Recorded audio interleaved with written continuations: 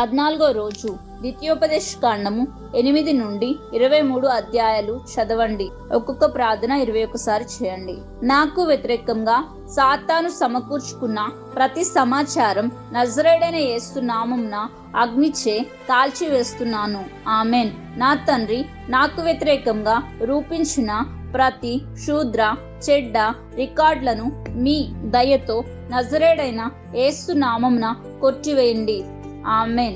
ఇప్పుడే దేవుని యొక్క శక్తి దూతలకు శక్తినిచ్చి నజరేయుడైన యేసు నామమున నా జీవితంలో ఉన్న హేరోదుని వేటాడునుగాక. ఆమెన్. ఇప్పుడే దేవుని యొక్క శక్తి దూతలకు శక్తినిచ్చి నజరేయుడైన యేసు నామమున నా జీవితంలో ఉన్న ఫరోని వెంటాడునుగాక.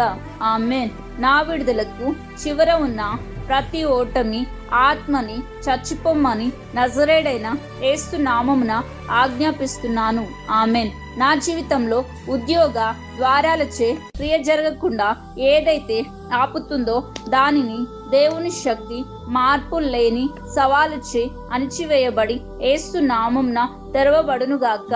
ఆమెన్. ఉద్యోగం రావడానికి కావలసిన శక్తి మరియు అభిషేకం ఇప్పుడే నా మీదికి నజరేయుడైన యేసు నామమున వచ్చునుగాక. ఆమెన్. పరలోక దళం దిగి ఇప్పుడే నా జీవితంలో యేసు క్రీస్తు రక్తమును నజరేయుడైన యేసు నామమున ప్రోక్షించునుగాక. ఆమెన్. నా ఉద్యోగ పరిస్థితుల్లో మీ యొక్క దయ మరియు కనికరం నజరేయుడైన యేసు నామంలో పలకండి. ఆమెన్. పరలోకమందున మా తండ్రి, నా ప్రార్థనలన్నిటికీ సమాధానాలు ఇచ్చినందుకు నజరేయుడైన యేసు నామమున కృతజ్ఞతాస్తుతులు చెల్లిస్తున్నాను. ఆమెన్.